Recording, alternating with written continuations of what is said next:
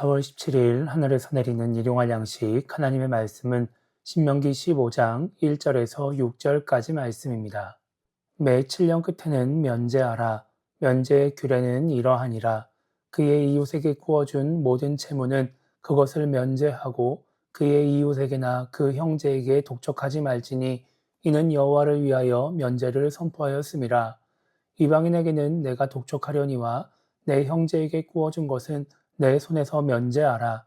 내가 만일 내 하나님 여호와의 말씀만 듣고 내가 오늘 내게 내리는 그 명령을 다 지켜 행하면 내 하나님 여호와께서 내게 기업으로 주신 땅에서 내가 반드시 복을 받으리니 너희 중에 가난한 자가 없으리라.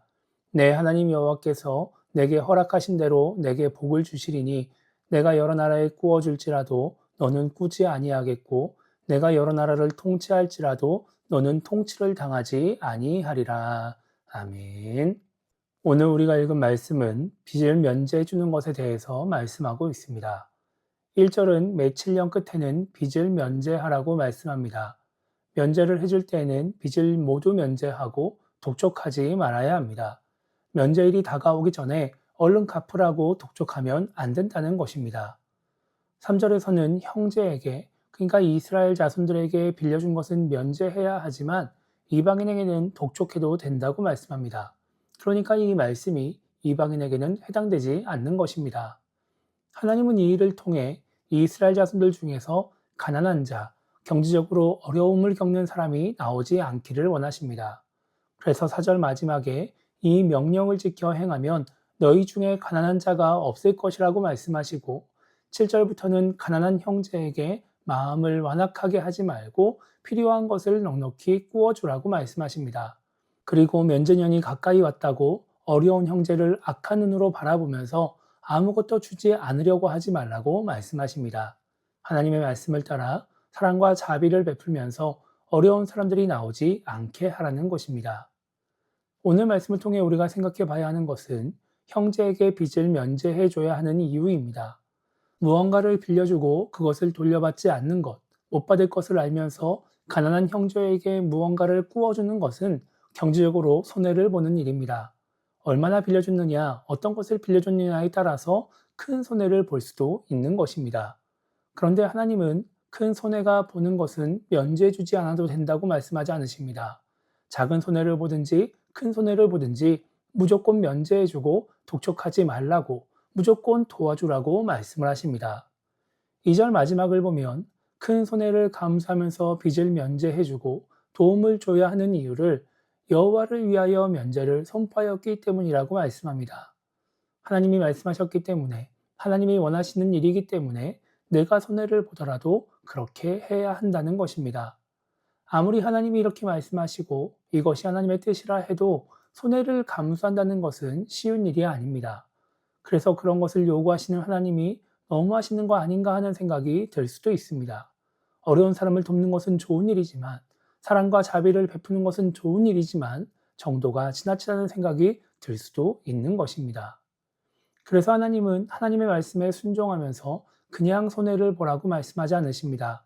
하나님은 4절에서 내가 오늘 내게 내리는 그 명령을 다 지켜 행하면 내 하나님 여호와께서 내게 기업으로 주신 땅에서 내가 반드시 복을 받을 것이라고 말씀하십니다.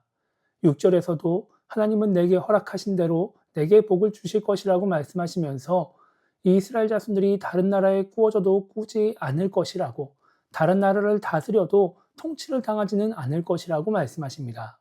그리고 10절에서는 하나님 여호와께서 내가 하는 모든 일과 내 손이 닿는 모든 일에 내게 복을 주실 것이다 이렇게 말씀하십니다. 이스라엘 자손들에게 있어서 빚을 면제해 주는 것, 독촉하지 않는 것, 어려운 형제를 도와주는 것은 단순히 사랑과 자비를 베푸는 행위가 아닙니다.